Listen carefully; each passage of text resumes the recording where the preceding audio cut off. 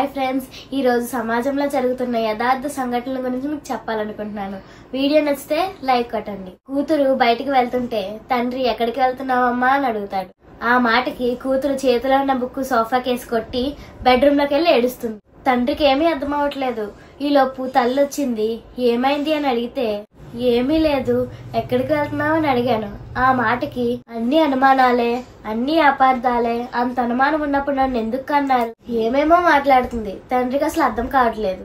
ఒక తండ్రిగా నా కూతుర్ని నేను ఒక మాట అడిగాను, ఎక్కడికి వెళ్తున్నామని అడిగాను, ఎందుకు వెళ్తున్నామని కూడా అడగలేదు. అలాంటి భావన కూతురుకు వచ్చి వెళ్లి పడుకొని ఏడుస్తూ ఉంటే ఆ కూతురు దగ్గరికి తల్లి వెళ్లి, ఎందుకు ఏడుస్తున్నావు, నాన్న ఏం అడిగాడు, నువ్వు ఎక్కడికి వెళ్తున్నావు అని అడిగాడు. అప్పుడు కూతురు ఆయనకెందుకు అలా అడగడానికి. అప్పుడు తల్లి 3 మాటలు చెప్పింది. ఆయన ఎందుకు అనే స్థితి ఆయనది కాదు, ఆయన మీ నాయన, మా ఆయన, ఇంటికి పెద్ద ఆయన. ఆయనగా నీ గురించి ఎవరు అడుగుతారు, ఆయనే లేకపోతే నువ్వు లేవు, నేను లేను. ఆ తండ్రి బాధ్యతగా అడిగేదే తప్పు పట్టి అలిగి పడుకొని సాధించే కూతురుగా మాకొద్దు. ఇవాళ పిల్లలతో తల్లిదండ్రులు ఒక మాట చెప్దామంటే భయమేస్తుంది. ఏం చెప్తే ఏమవుతారు అని, ఎలా ఫీల్ అవుతారో, ఎలా చిన్నబుచ్చుకుంటారో, ఎలా తప్పు పడతారో, ఎక్కడ వాళ్ళని వాళ్ళు ఏమి చేసుకొని జీవితం అంతా మేము బాధపడేటట్టు చేస్తారో అని ఈ రోజు ప్రతి తల్లిదండ్రులు బాధపడే బాధలు ఇవే.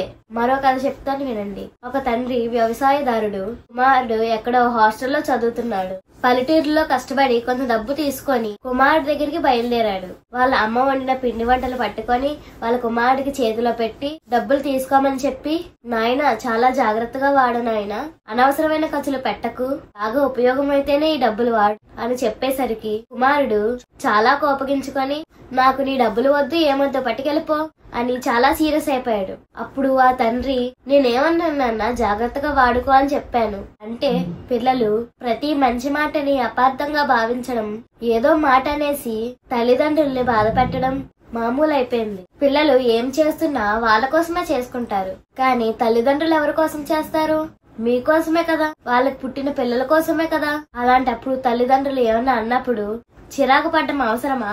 నేటి పిల్లలందరూ ఒకసారి ఆలోచించండి. కామన్ గా జరుగుతున్న పాయింట్ ఒకటి చెప్తాను, ఆలోచించండి. ఇది ప్రతి ఇంట్లో ఉన్నదే. తండ్రి ఆఫీస్ నుంచి ఇంటికి వచ్చాడు. ఇంటికి రాగానే కూతురు వరండాలో కూర్చుంది. తల్లికి బాగా మంచం మీద పడుకుంది.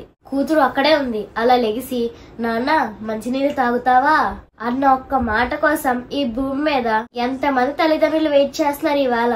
వీళ్ళు చదివే చదువులేంటో, నేర్చుకున్న సంస్కారాలేంటో అనుక్షణం ప్రతి తల్లిదండ్రులు కాయ కష్టం చేసి తమ పిల్లలు అభివృద్ధి చెందాలని అహర్నిశలు శ్రమించి ఆ పిల్లల కోసమే కష్టపడి మంచి ప్రయోజకులు చేద్దామనే తల్లిదండ్రుల్ని ఎవరర్థం చేసుకుంటున్నారు పిల్లలు ఈ రోజుల్లో? అందుకే విద్యార్థులు కొంచెం జాగ్రత్తగా వినండి. ఈ ప్రపంచంలో నువ్వు ఎన్ని జయించినా జయించకపోయినా, ఏది సాధించినా సాధించకపోయినా, తల్లి తండ్రి హృదయంలో మంచి స్థానాన్ని సంపాదించండి. మీ ఐఏఎస్ మాకొద్దు, మీ ఐపీఎస్ మాకొద్దు, మీ డాక్టర్లు మాకొద్దు, అవన్నీ తర్వాతే. మీ అభిమానం మాకుంటే చాలని ప్రతి తల్లిదండ్రులు ఎదురు చూస్తూ ఉంటారు. Thank you my dear friends. ఈ వీడియో మీకు నచ్చితే ఒక లైక్ చేయండి. మరో వీడియోతో మళ్ళీ కలుద్దాం. అంతవరకు బాయ్ బాయ్.